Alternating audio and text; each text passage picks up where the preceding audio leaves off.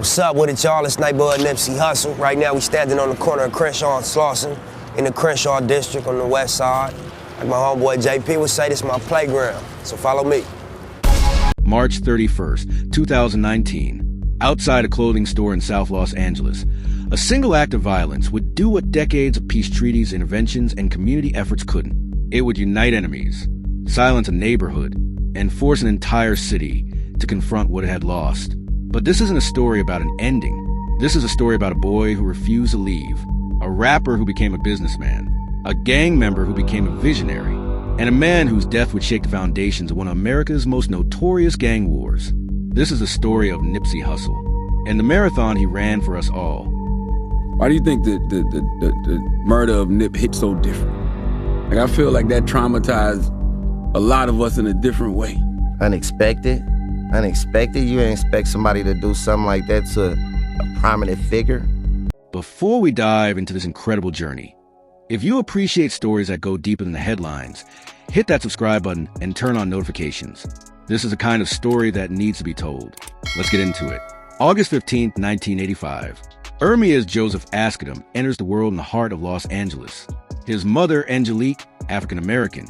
His father, Dawit, fresh from Eritrea with dreams of a better life. They settle in Crenshaw, a neighborhood where palm trees shadow liquor stores, and every corner tells a story of survival. But here's what most people don't know. Ermias wasn't supposed to become Nipsey Hussle. He wasn't supposed to join a gang. He had a father in his life, siblings, and a roof over his head. So what happened? At 14 years old, Ermias makes a choice that would define the next chapter of his life. He walks away from home and into the arms of the rolling 60s neighborhood Crips. Not because he had to, but because in Crenshaw, loyalty meant survival. Brotherhood meant protection. And the streets offered something his teenage mind craved, belonging. But there was always something different about him. His friends noticed it, called him Nipsey after the old comedian Nipsey Hussle. Because even then, even in the middle of gang life, he worked differently, hustled differently, thought differently. And then, 2004, 19 years old, deep in gang life, his father does something unexpected.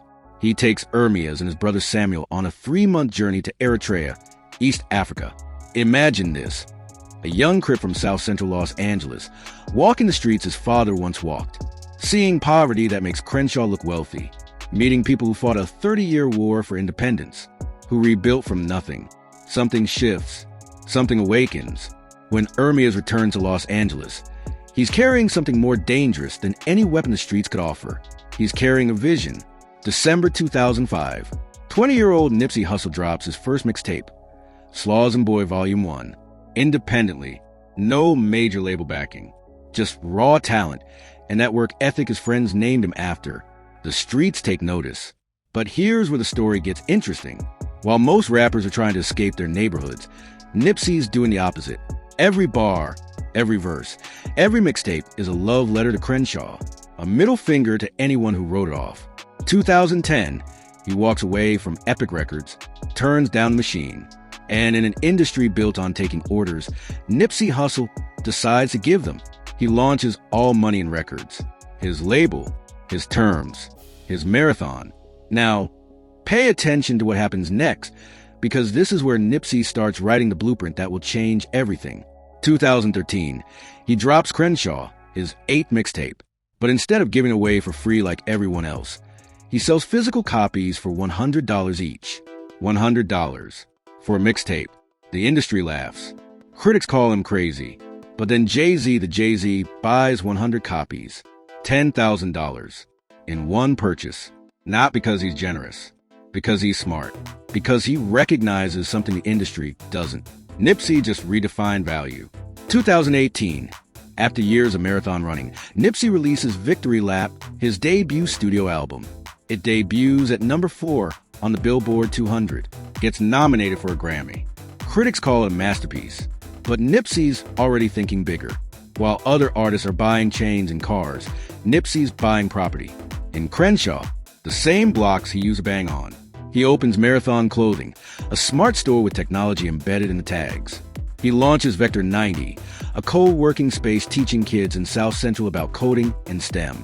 He partners with local schools, invests in real estate. He's not just rapping about change, he's engineering it. And here's the part that makes this story almost mythical. Nipsey never left, never moved to Hidden Hills or Calabasas. Every morning, he'd pull up to Marathon Clothing. Same corner, same neighborhood, same streets where he wore blue and claimed his set. But now he was claiming something bigger. March 31st, 2019, Sunday afternoon. Nipsey's outside Marathon Clothing on Slauson Avenue, signing autographs, taking pictures, talking to his people. A man approaches, Eric Holder, someone from the neighborhood. There's a conversation. He leaves, returns minutes later. At 3:20 p.m., shots ring out. Ermia's Joseph Askedham, Nipsey Hussle, 33 years old, father, entrepreneur, artist, activist, gone. The news spreads like wildfire. From Crenshaw to Compton, from Los Angeles to London, from trap houses to boardrooms, the world stops. But here's where this story transcends tragedy and enters the realm of the extraordinary. Within hours, something unprecedented happens in Los Angeles. Bloods and Crips, gangs that have been murdering each other for over 50 years, start gathering, not to fight, to mourn. Social media explodes with images no one ever thought they'd see. Crips in blue standing beside Bloods in red, arms around each other, crying together, united. Within days, gang leaders from across Los Angeles call for a truce. Not a temporary ceasefire, a truce in Nipsey's honor. Think about that. A man leaves a gang in his teens, spends his life building instead of destroying, never snitches, never turns his back, never forgets where he came from. And in his death, he accomplishes what politicians, activists, and community leaders couldn't in decades. He united Bloods and Crips. April 11, 2019, the Staples Center. 21,000 people packed the arena.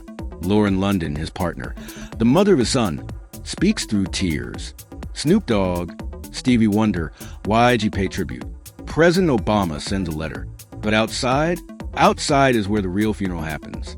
Thousands line the streets as Nipsey's casket makes a final 25-mile journey through Los Angeles, through every neighborhood he loved, every block he invested in, every corner he refused to abandon.